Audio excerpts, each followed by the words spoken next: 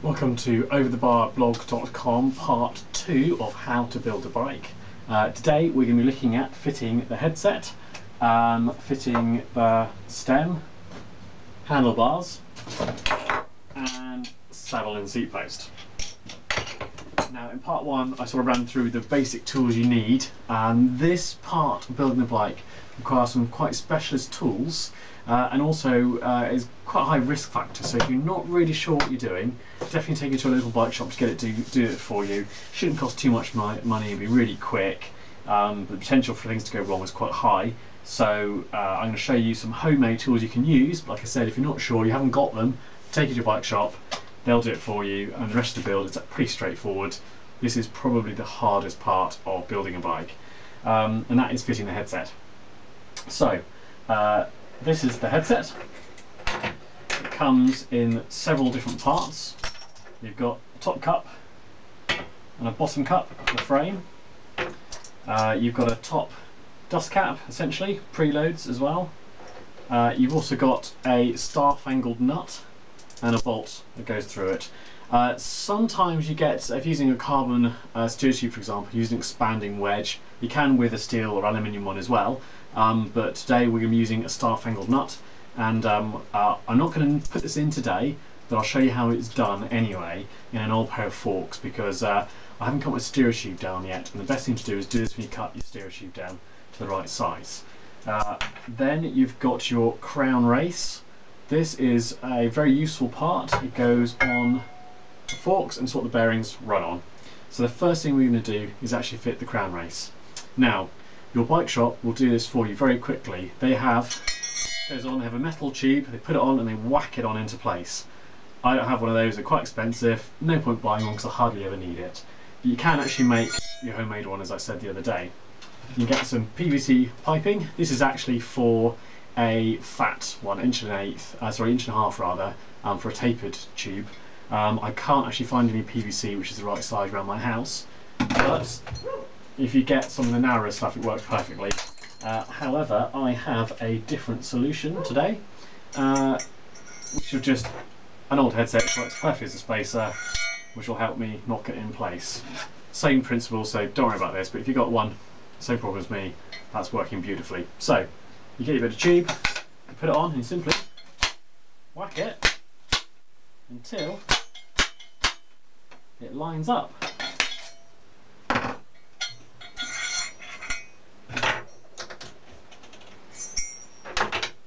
Easy as that. It's now fitted perfectly flat and on there. It's a really simple thing to do, using those homemade tools. Like I said, if you're not sure, you've got to get this right.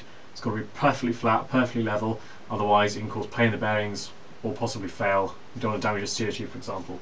So that's putting on the crown race. The next part is fitting the headset. So you get your frame. Like I said, there's a top part and a bottom part. This is the bottom part. It's got the writing on. Some headsets are the same, top and bottom, in which case it's good practice to put it upside down. And for those of you who know that, will do that. Christening headsets, always put it upside down because it really annoys some people, because it doesn't matter which way the cups will go. But this one's actually got different size cups.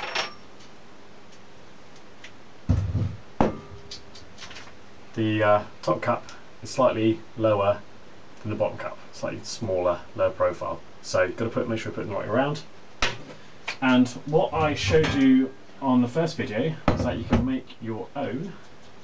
So what you do is, you get your two cups, you line them up on your frame,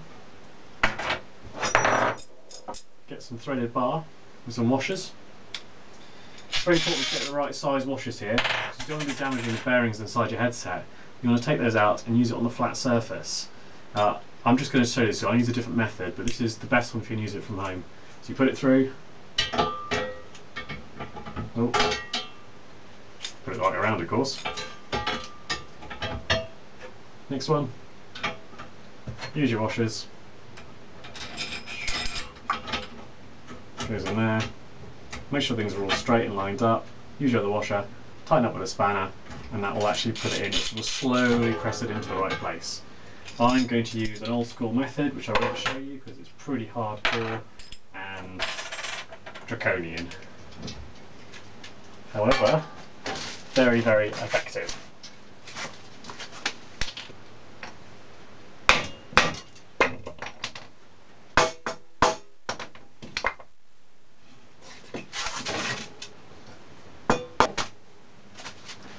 And there we go. My headset is fitted and it's in place. Perfect. So,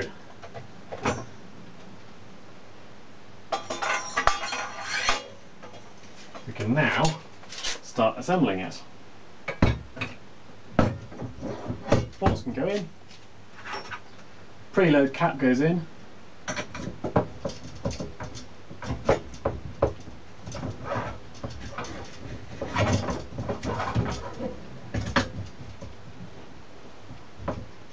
And there we have a fitted headset. Perfect. Ready for the rest of the bike to build. So that is the most difficult bit. As you can see, it's not really that hard. But if you're not sure at all, as I said a million times already, make sure you take it to your local bike shop because you don't want to be getting it wrong. Getting it wrong can cause some serious problems. Right, now, what I'm going to do is show you how to fit that star-angled nut into a pair of forks. These, if you're not sure, what it does is it's essentially putting a nut inside the forks. Whoops. And what it allows is for a bolt to go into it, so when you tighten down on the stem on here, it'll actually preload the tension of your headset, so make sure it all goes tight. We'll go into that a bit more detail later on when we're building it, but it's a very, very important part. You need to make sure you can clamp it all together to keep this tight.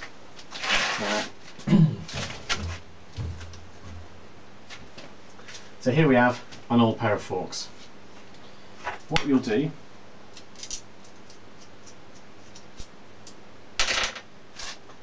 is get your nut, get a bolt, screw it in, and you put it on top as level as you possibly can. These are notoriously fiddly. You'll get your hammer, which I used very delicately to fit my headset earlier. Make sure there's something your forks are resting on so you're not going to damage the dropouts, and essentially you'll hit it to try and get it in. And what you'll have to do is, as you're doing it, this will start to bend and twist out the way. You've got to hit it from all different angles to get it to go in. It's got two metal sort of flanges, as you can see. They've both got to go in the frame. They've got to go down probably about 1.5 centimetres or so into the top tube, just to give you a bit of gap for when your top cap goes in. They get sort of a bit recessed sometimes. Now you don't want to be hitting the top of this. The bolts are plenty long enough, so you don't, 1.5 centimetres is about perfect. But it is very, very tricky to do.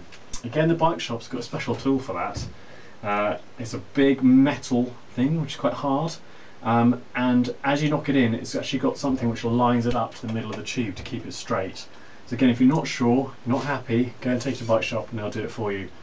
Takes seconds to do, especially with the right tools. It's quite difficult with one of these. You want to be bending the bolt, but if you do, it's not the end of the world. They can still help you out. But like I said, if you're not sure, go to the bike shop. This is again the hardest bit of building a bike. Lovely pair of old Manatee forks going back on the wall. Okay, so the next part of our build is fitting the seat post. Here is the seat post I'm going to use. It's a inline straight Thompson seat post, and by inline it's a completely straight seat post. There's no layback. That means the clamp is completely in line with the post, not slightly set back. Depending on the position you need or the seat post you need, you'll have a set back one or a layback one. Sorry, an inline or a layback. What we will do, you'll find that there's a front and a back to most seat posts. This one has got it written on it very handily. So to fit the saddle, you open up the clamp. And it's got a top cradle which clamps onto the top part of the rail, and a cradle at the bottom that clamps to the bottom part of the rail. You put the saddle through, hold it so the top cradle's doing it, bottom cradle goes under,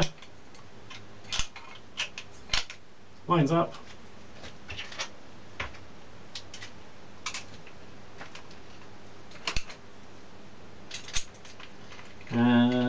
bolt goes in,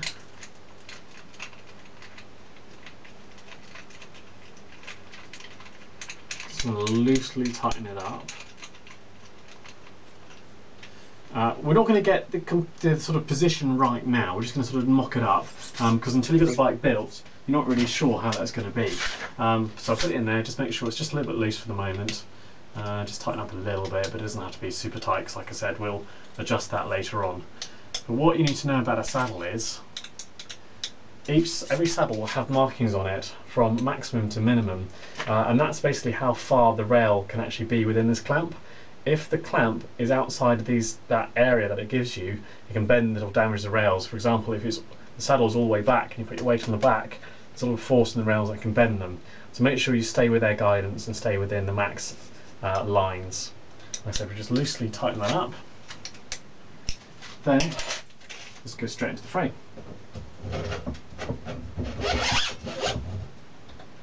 Get the spanner, tighten up the seat clamp. Now, this bike is very interesting in the fact that it has a built-in seat clamp. Most bikes you need to use an aftermarket seat clamp. It actually goes, whoops, dropping everything today, goes around the seat tube and it clamps on there.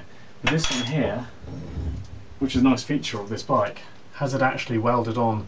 It's actually an integral part of the frame, which is actually quite a nice feature. So we don't need one of those, very handy. So that's the saddle done. Like I said, the angle, the height will all adjust when the bike's finished, when you've got the person who's riding it on it, so make sure that's right. So the next thing we're going to do is fit the stem.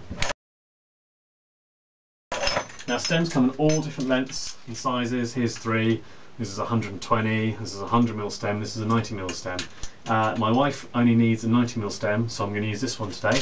But remember, stems come in all different lengths and you can customise them. And there's a difficult thing about building a bike, especially if you build it from scratch, knowing what size bits you need to use, what lengths.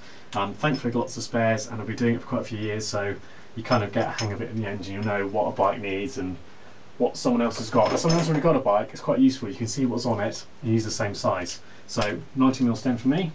You get your handlebars. Now if you've got a pair of flat handlebars or road handlebars, same method, simply just wrap it through. And this is the important bit, it's about how you tighten up the stem. So the first thing you'll do is loosely tighten it, because you see these gaps here from the faceplate on both sides. You want to get those even on both sides before you start, so you just roughly get it even by eye. Perfect. Make sure all bolts are just very loose at the moment, just sort of very lightly clamped, because there's a special way you should be tightening up the stem. This is very important. This makes sure that all the bolts are in even tension, and it sort of makes sure that there's no sort of particular pinch points on the bars. You could deform the bars or bend, you know, could do some damage to the handlebars. So the way you do it is you start in a sort of cross pattern. You start at the top, you do this bolt here, and you cross over to the bottom, you do that bolt, cross up to top and do that bolt, and you cross over down to that bolt, up to the top and repeat. So you go in that pattern the whole time. So we'll do a little bit, cross over, a little bit, cross over, till it's tight. It's tight. Again, you'll find this one's got a bit of slack in it now. It was tight before, over, there we go, and eventually they'll get tightened.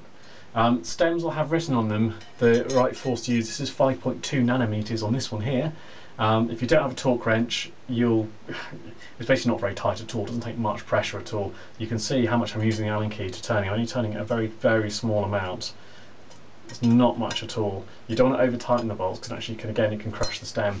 So that's done, that's actually done, that's tight enough. If you're using carbon handlebars, then you want to use some carbon paste, which has got sort of like some grit in it, which means you don't have to use quite so much force, and also stops that slipping. So that's that done. Next thing we do is this actually goes straight onto the forks.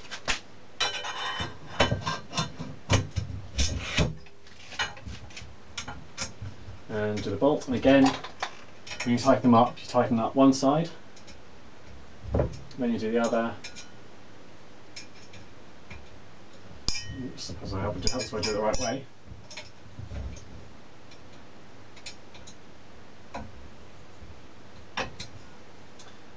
Okay, the reason why you're doing that, again, you want even tension in the bolts. If you just wrench it all on one side, you'll find that you might, again, crush the steer tube, do some damage to it.